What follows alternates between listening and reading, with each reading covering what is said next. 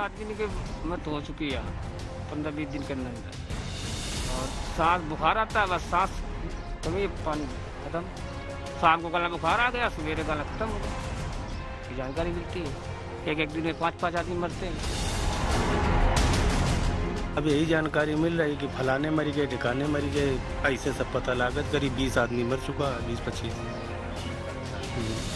वजह का अब वजह का यही सब का कोरोना से मर गए, कोनो का बीमारी से मर गए, यही सब बता रहे लोग बाग। हमारे गांव में मृत्यु हो रही है, ये कब तक ईश्वर ऐसा करेगा।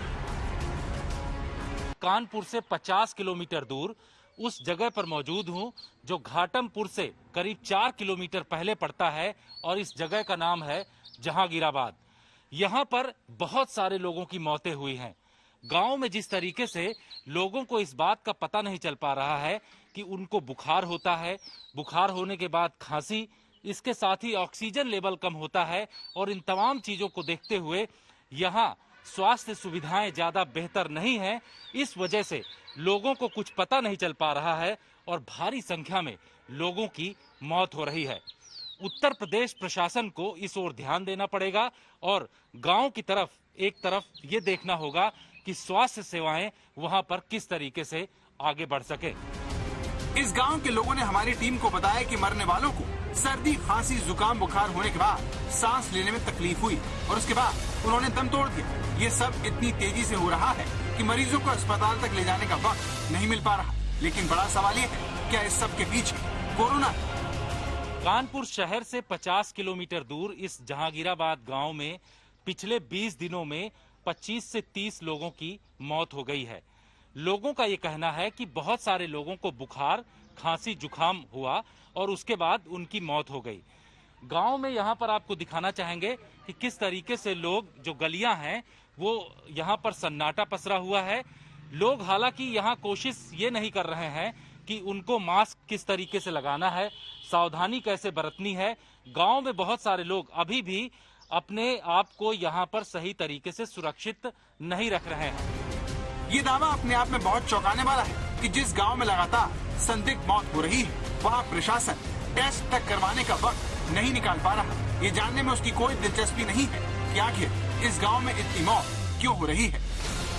मौत यहाँ पर हो रही है, पता नहीं चल रहा है कि किस वजह से हो रही है। क्या इसकी एक वजह कोरोना भी बताया जा रहा है?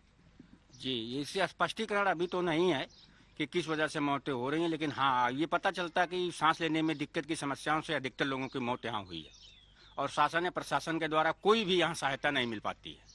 जबकि ये नेशनल हाईवे 86 है, इसी रास्ते से हमारे यहाँ तहसील मुख्यालय के तमाम अधिकारी निकलते हैं, लेकिन कोई भी ध्यान नहीं देता। आज तक हमारे गाँव में सैनिटाइजर नहीं हुआ है, जबकि विधायक जी हर गाँव में जाते हैं और यहाँ तक नहीं आते हैं विधायक जी कि यहाँ भी सैनिटाइजेशन कराया जा सके और लोगों को जागरूक किया जा सके।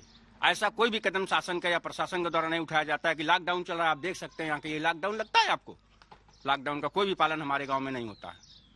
कितने लोगों की और किन किन घरों में इस तरीके से डेथ हुई है जिनको खांसी, जुकाम, बुखार रहा हो? क्या गांव के अंदर कुछ टेस्टिंग कराया जा रहा है? इसके बारे में क्या जानकारी? गाँव के अंदर अभी तक कोई टेस्टिंग नहीं हुई है, कोई भी जानकारी लोगों को नहीं है। ना कोई अधिकारी यहाँ आया है स्वास्थ्य विभाग से, ना स्वास्थ्य कर्मी यहाँ आते हैं, ना एएनएम या किसी भी प्रकार की स्वास्थ्य सेवाओं के बारे में जानकारी लोगों को नहीं दी जा रही है, ना ही जागरूक किया जा रहा है। जिस उत्तर प्रदेश में लॉकडाउन लगा, तमाम पाबंदियां जनता पर लगाई गई, बावजूद इसके जहांगीराबाद में हमें सब कुछ आम दिनों जैसा लगा। यहाँ तक कि कई बुजुर्ग हमें बिना मास्क के ही मिले। सोचिए, जिस महामारी को लेकर लोगों के दिलों में डर है, उससे बचने के लिए वो मास्क लगाने को तैयार तक नहीं है। जबकि हाल ही में इस गांव में एक बुजुर्ग की सांस में तकलीफ होने से मौत हो गई। ये है जहांगीराबाद। यहाँ पर पिछले कुछ दिनों में जिस तरीके से ज्यादा मौतें हुई हैं, उसमें से एक परिवार के बीच में इस वक्त मौजूद हूँ। यहाँ पर आपको दिखाना चाहेंगे कि इस परिवार में जिन सदस्य की डेथ हुई है उनके बारे में ये बताया जा रहा है कि उनको पिछले कुछ दिनों में सांस लेने में तकलीफ हो रही थी, साथ ही उनको अस्थमा की प्रॉब्लम थी। बेसिकली इनको प्रॉब्लम अस्थमा की पहले से रही है, सांस लेने में दिक्कत, लेकिन अभी इस बीच में सांस की प्रॉब्लम हुई। ऑक्सीजन सिलेंडर कानपुर में कहीं पर भी नहीं अरेंज हुआ। घाटमपुर से इनका अरेंजमेंट किया गया, घाटमपुर से इनको सिलेंडर दिलाया गया। फिर कानपुर ले गए तो वहाँ पर डॉक्टर टहलाते रहे कि आप यहाँ ले जाइए, वहाँ ले जाइए। फिर लौट के ही घर पे आए। घर पे लाने के बाद ये शाम को सही रहे, ऑक्सीजन सिलेंडर जब हटाया गया है, और मॉर्निंग में वही 5:40 पे ही खत्म हो गया। जहांगीराबाद कानपुर के घाटमपुर इलाके में आने वाला गांव, जिसकी आबादी 6000 और यहाँ तकरीबन 3300 वोटर है। फिर भी इस गांव में अगर कोई बीमार हो जाए तो कोई सुविधा नहीं है। इसकी बड़ी वजह ग्रामीण स्वास्थ्य केंद्र की ये बदहाली है। ये पूरा स्वास्थ्य केंद्र इस वक्त खंडहर बन चुका है और यहाँ पर किसी भी तरीके से कोई भी व्यवस्था नहीं दी जाती है।